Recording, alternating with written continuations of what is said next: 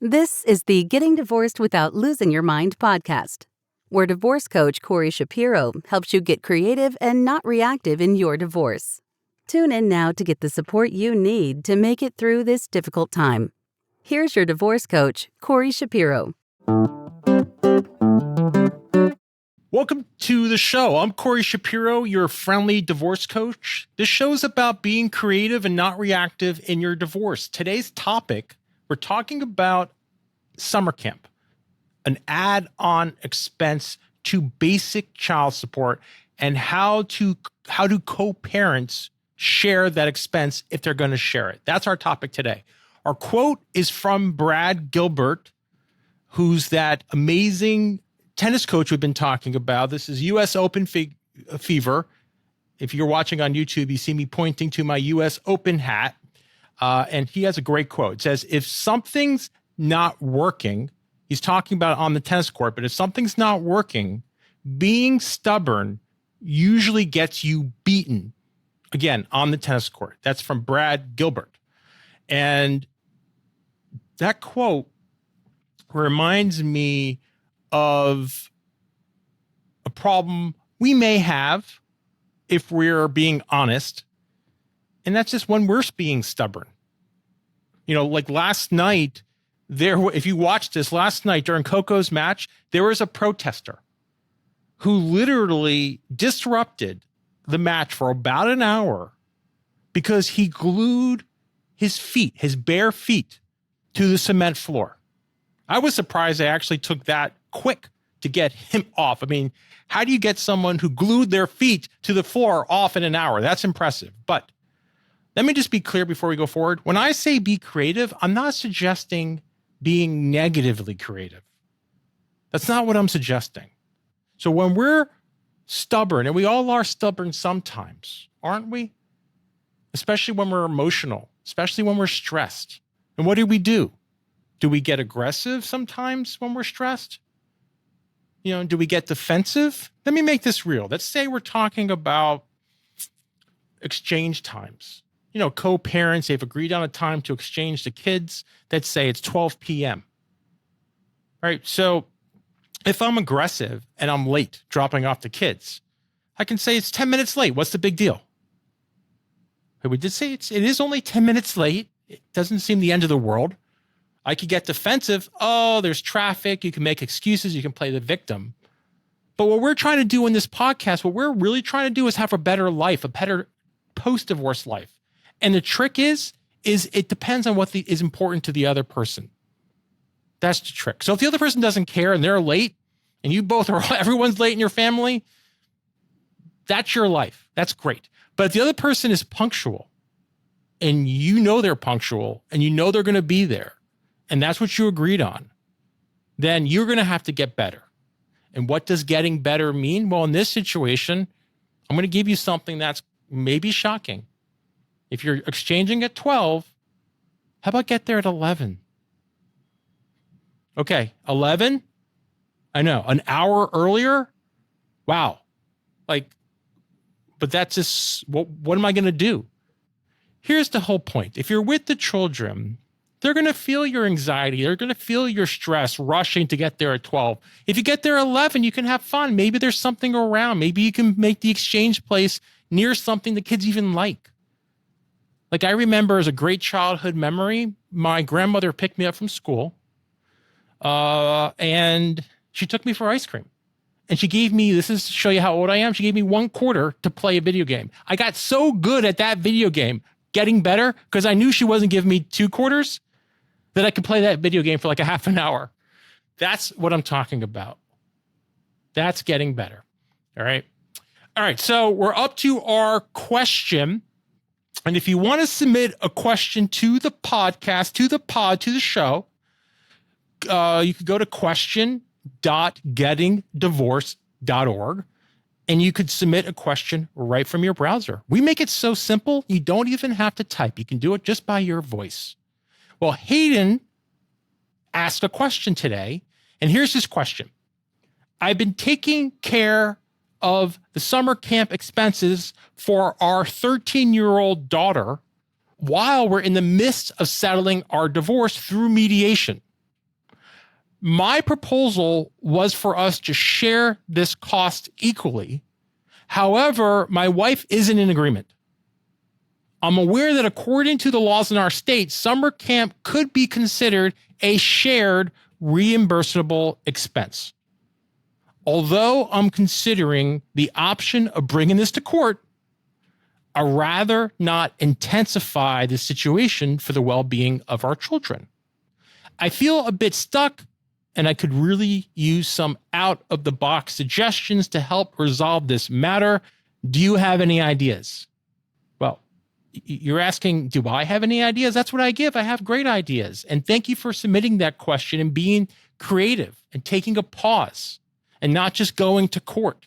So easy to, if you have the resources or if you feel forced to pay a retainer, file that motion. Next thing you know, you're in court, and it gets dicey in court. So I'm really happy you're trying to resolve things in mediation.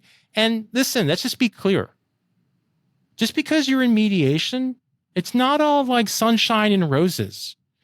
It's not like you just go to mediation and it's easy. There's going to be difficult times in mediation, and that's when you have a very good mediator who can ride the waves.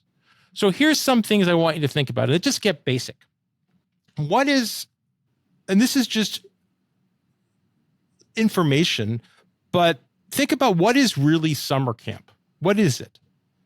Now, with a 13-year-old, it's probably not going to be considered daycare.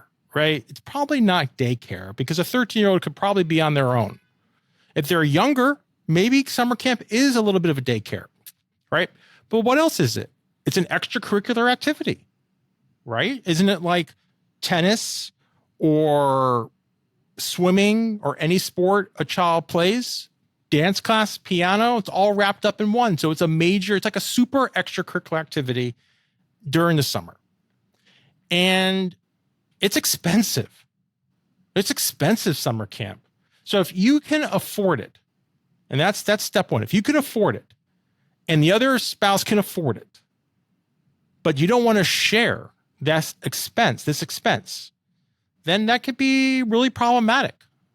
Really problematic. So let me give you some ideas. The first idea is making the other parent come to understand why you need summer camp. And you do that by giving that other parent more time. So an idea is to split the summer equally, or 3 weeks to them, 3 weeks to you, 4 weeks to you, 4 weeks to them, whatever it is. It doesn't have to be the whole summer. Maybe they, have other plans. And during that time, that really good amount of time when the kids are there, if this person's working, they're going to realize that they can't take off work for so much time. And what are the kids going to do? Who's going to take care of them? Are you just going to leave them home, a 13-year-old home alone?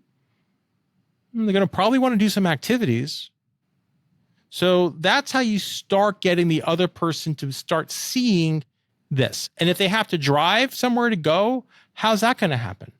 Are you going to have to hire someone to drive? Are you going to leave work early to do that and interrupt? I mean, that's the whole point to summer camp, is so you can work or go on vacation with whoever, and they go and they can do their activities. So you're making the other parent, the non-custodial parent, see the reality. Sometimes it's hard to see reality, just like that person who glued their feet to the floor. It's hard to see sometimes. You have to feel that pain to see it. So that's option one. Option two is you could try to get more money. If you're receiving child support and they don't want to pay it, just include that expense in your basic child support. That might be hard to do, but if you lay out a budget, especially mediation, you just lay out your budget and you're like, I'm not paying for summer camp. And you're, well, then that becomes a basic child expense and someone has to pay it. So just add it to your expenses. The third thing is maybe it's a perception issue. Maybe this person didn't go to summer camp, maybe has negative views of summer camp. I'm not sure. I wouldn't even call it summer camp. A lot of times it's just how we phrase things. I would call it summer school or a summer learning program. My niece, for example, convinced her parents to go to Europe for a month under the marketing campaign of an enrichment program. Okay. Was it all enriching to go to Europe for a month? No, it wasn't all enriching. There was parts of it that was enriching, but there were parts of it that was just fun hanging out with her friends because I saw all the photos. And she didn't have to go to Europe to do that. But listen, this kid is smart. So she's a good marketer. So market better. It's not really anything about activities. It's going to be a learning program, and push that. And maybe that would be something that you can get some movement on. So I hope, Hayden, this works for you, these ideas. And, you can always have as a backstop the court, but try again. Try with some of these ideas. Okay, my divorce news is not related to the question. It just spoke to me. It was funny because it puts everything in perspective. Sometimes you just have to put things in perspective. And I think this is what this is all about. I guess I'm feeling that. Maybe with my tennis game, when I see these pros play such a great tennis at the US Open and I can barely hit the ball, it puts me in perspective. So Stephen King's wife, he's been married since 1971. He has 3 kids. I mean, the best writer basically in the world. Even his wife threatened him with divorce. Now, I'm not sure if this is true or not. This is just a story on the internet, but apparently he played that song. You remember that great song, Mambo No. 5? He played it on a loop when he was writing his book. And I guess he's compulsive. He's stubborn. I mean, to be such a great writer, he has to be stubborn because you never hear him saying he has writer's block. So he knows how to get things done. If he has to put Mambo No. 5 to, get the juices flowing with his writing, so be it. But his wife couldn't take it. And she said, if you play that song one more time, I'm going to divorce you. So since they're still married, he's a good man. He obviously listened to his wife. He stopped playing it. But let me just ask you something. I'm just thinking, Stephen, or Mr. King, I apologize. How about headphones? That's what I was thinking. I don't know, it just came to me. Why wouldn't we just use headphones? I'm not exactly sure. But whatever they are doing really well since they've been married longer than I've been alive. All right, what's my positive perspective? I want you to think about self-executing provisions. If you're like, Corey, what are you talking about? What is this self-executing? Let me just break this down. Let's go back to that example of exchanging, and we picked 12 o'clock.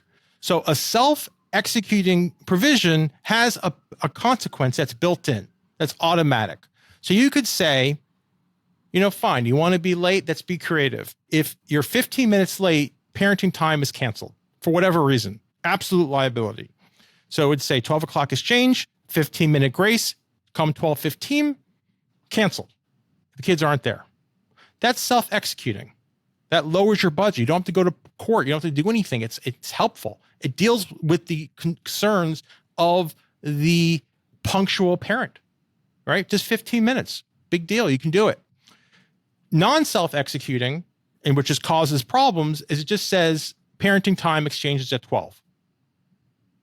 Okay, but what happens if they keep on chronically violating that and coming late?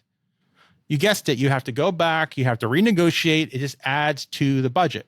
So a lot of these provisions, if you really think deep about what concerns you, try to make them self-executing. That's my positive perspective. And I think this is a good place to end our show.